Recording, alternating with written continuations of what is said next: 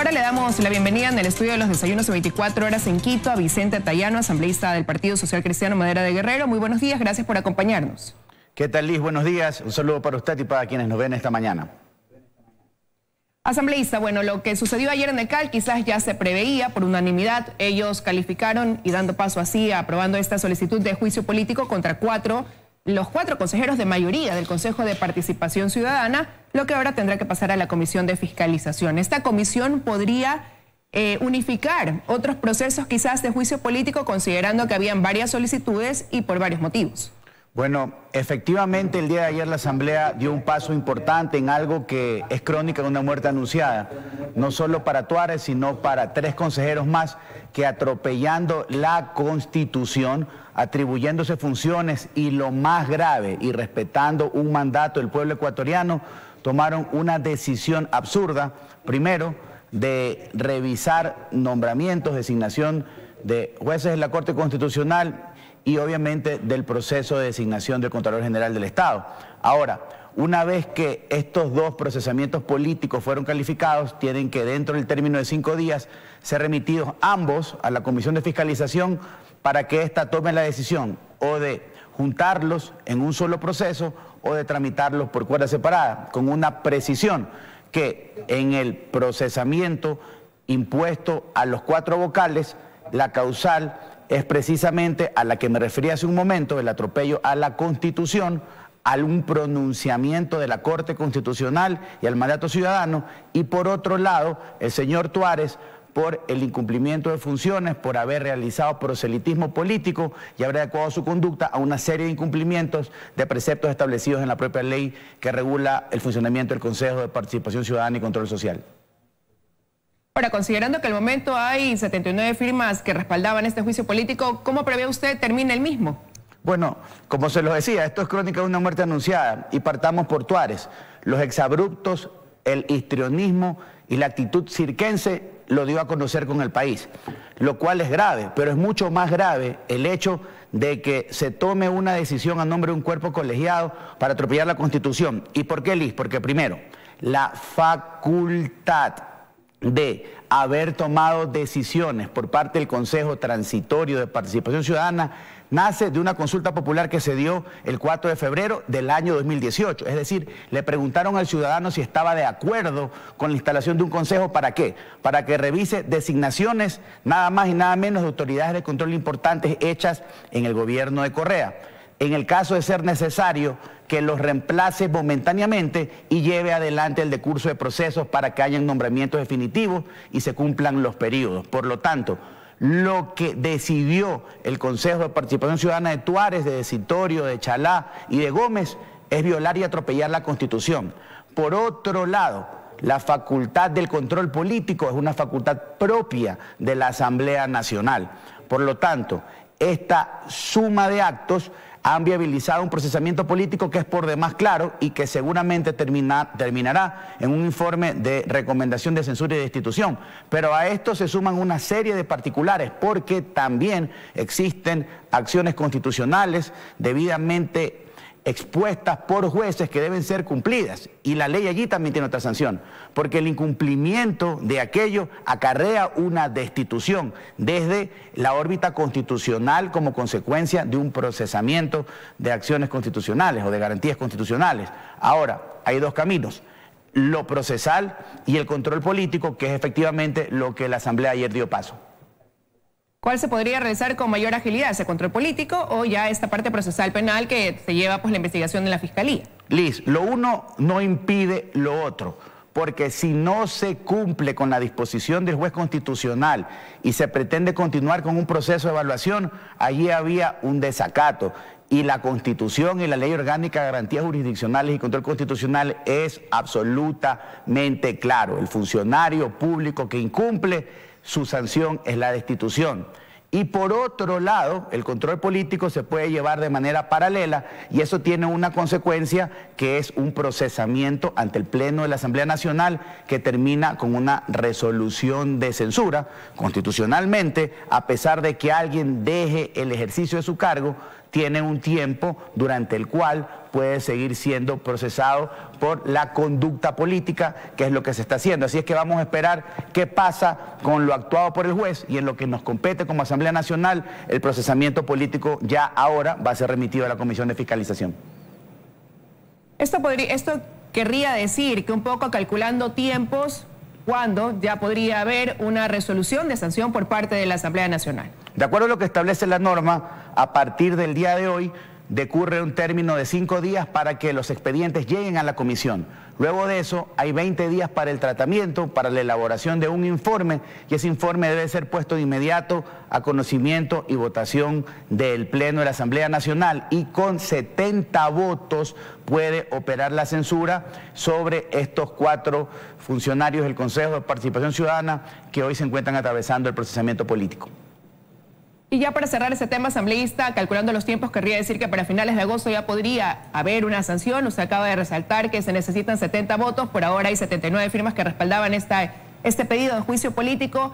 Ya de aplicarse esa sanción por parte del legislativo, ¿qué precedentes estaría marcando en el país? Bueno, un precedente importante. Primero, un respeto a la Constitución, el respeto a las decisiones y pronunciamientos de la Corte Constitucional, que es el máximo organismo en esa materia de acuerdo a nuestro sistema jurídico. Y lo más importante, el respeto a la decisión del ciudadano, porque el estatus del Consejo Transitorio de Participación Ciudadana y las designaciones posteriores, cuando ya se instaló este Consejo, nace de un encargo ciudadano, un encargo supra, que debe ser respetado, debe ser cumplido y no puede ser atropellado por un payaso o por una mayoría que tiene una agenda política.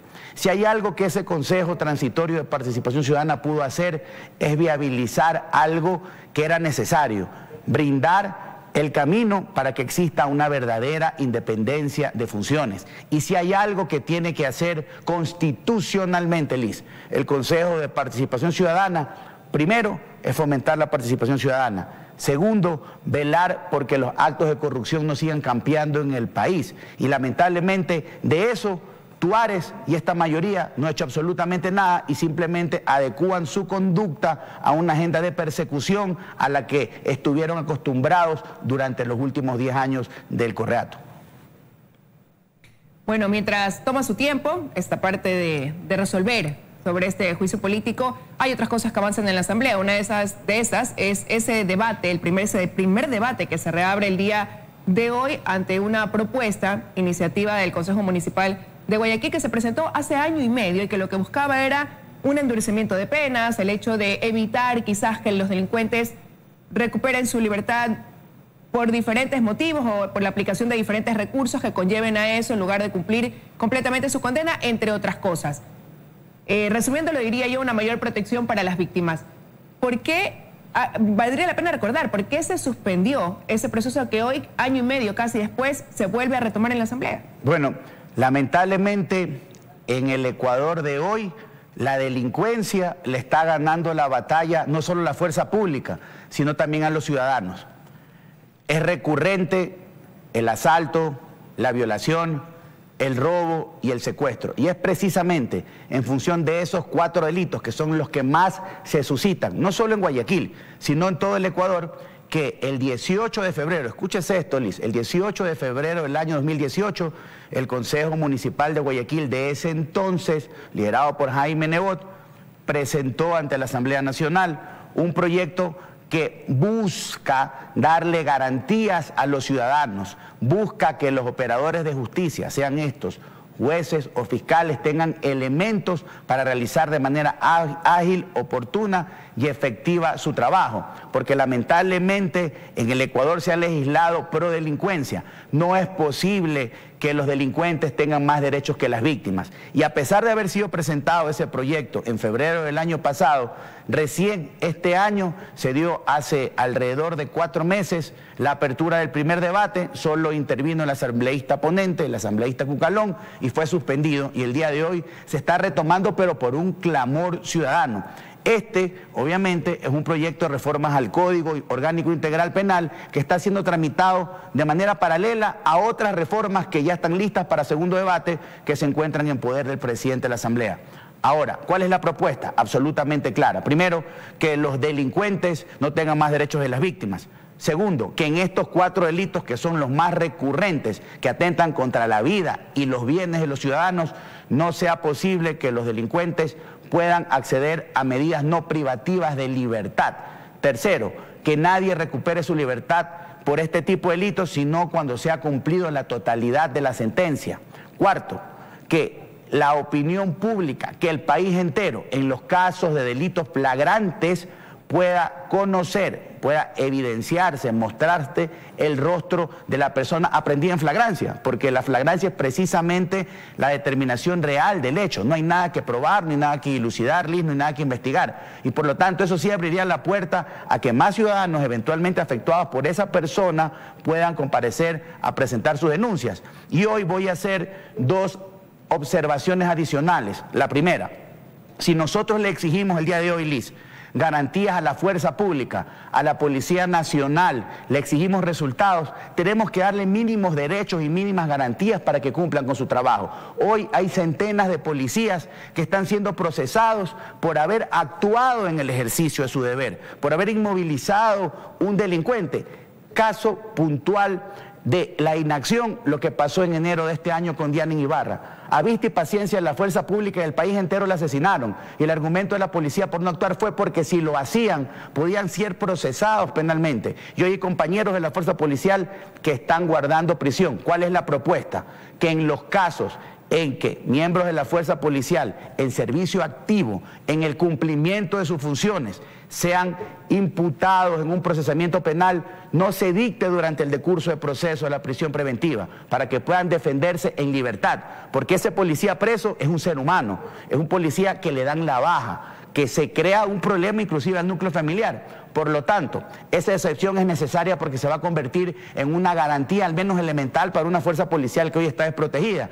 Y una segunda propuesta que voy a hacer el día de hoy es que exactamente igual como hoy es posible a través de los operativos de la policía o de las Fuerzas Armadas el control de armas, el hecho de retirar las armas de fuego porque no está autorizado el porte, se haga lo mismo a través de que se introduzca como contravención de primera clase en la legislación penal la posibilidad de que quien porte un arma blanca o un arma cortopunzante que no esté vinculada con su actividad diaria o comercial sea una contravención, que haya una sanción de trabajo comunitario, pero en lo de fondo, que la policía actúe y retire esas armas blancas, porque la mayor cantidad de delitos, de asesinatos, inclusive en contra de mujeres y de robos, se dan principalmente por armas blancas.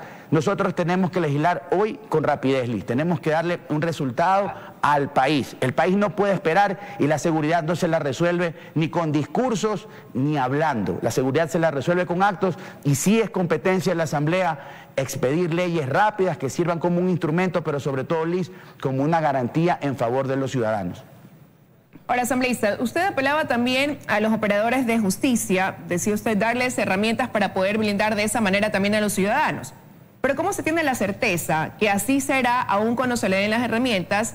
Cuando voy a citar un ejemplo de lo que vimos acá en la ciudad de Guayaquil, resulta que la policía le da el seguimiento a una banda integrada por mujeres dedicadas a cometer hechos delictivos, quedan registradas en video y sin embargo, una vez que son sometidas ya a un proceso, la persona a cargo, ese fiscal, lo que hace es darles medidas sustitutivas para que se defiendan en libertad porque considera que no hay las pruebas suficientes, cuando cada una tiene antecedentes, tiene un historial y, como digo, hay un video ahí que refleja la acción, el cometimiento del delito. Entonces, ¿qué garantías hay? Y esto por nombrar un ejemplo, ¿no? ¿Qué garantías hay de que aún dándoles las herramientas, ese cuestionado sistema judicial va a formar parte de un proceso integral que conlleve a eso, a darle mayor seguridad a los ciudadanos? Porque precisamente la propuesta de Guayaquil en ese sentido es que en el caso de los delitos de robo, por ejemplo, quienes tengan antecedentes o hayan tenido un procesamiento anterior no puedan acogerse al pedido de que se dicte en su favor una medida no privativa de libertad, como lo conocemos, una medida sustitutiva. Eso es lo que busca este proyecto. Y hoy tenemos que pelear para que no sea mutilado, porque si mutilan el proyecto no va a servir para absolutamente nada, y esto va a ser letra muerta y va a ser un engaño para el ciudadano.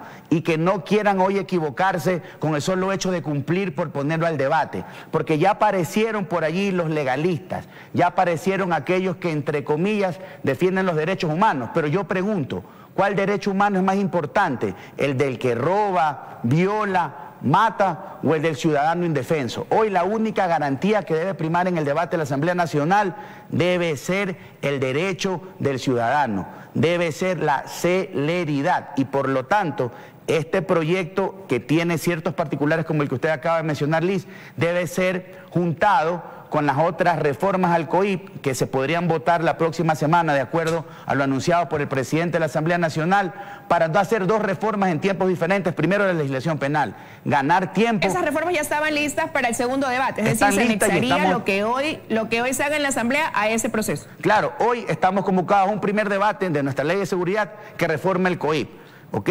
Y la próxima semana, o en 15 días eventualmente, porque fue anunciado ese debate antes de la vacancia que inicia, me parece, el 11 o el 12 de agosto, lo lógico es que lo juntemos, que hagamos una sola reforma, pero una reforma efectiva, Liz. Pero lo importante, lo de fondo, es que cada quien haga lo que tenga que hacer. El país necesita una verdadera política pública en materia de seguridad ciudadana, porque hoy el problema no solo está en las calles, está en las cárceles. Necesitamos un plan de trabajo adecuado, un plan de acción, recursos, trabajo conjunto de todas las instituciones y leyes claras que simplifiquen procedimientos que no sean garantía para los delincuentes. A la delincuencia no se la combate con discursos, Liz. A la delincuencia se la combate con hechos y con mano dura. Hoy es el momento de la mano dura y tenemos que escoger el bienestar, el precautelar la vida y los bienes de los ciudadanos sobre cualquier otra cosa, y tenemos que darle garantías a la fuerza pública. Y si mañana, Liz, hay que escoger entre la vida de los ciudadanos, la integridad de los niños, la integridad de las mujeres o de un delincuente, pues hay que escoger la integridad, la vida y la tranquilidad de la ciudadanía. El excesivo garantismo nos tiene hoy en este problema, un problema que se le fue de las manos al Estado y que día a día no solo cuesta bienes, sino que cuesta la vida de niños, de mujeres y de personas indefensas, que por ejemplo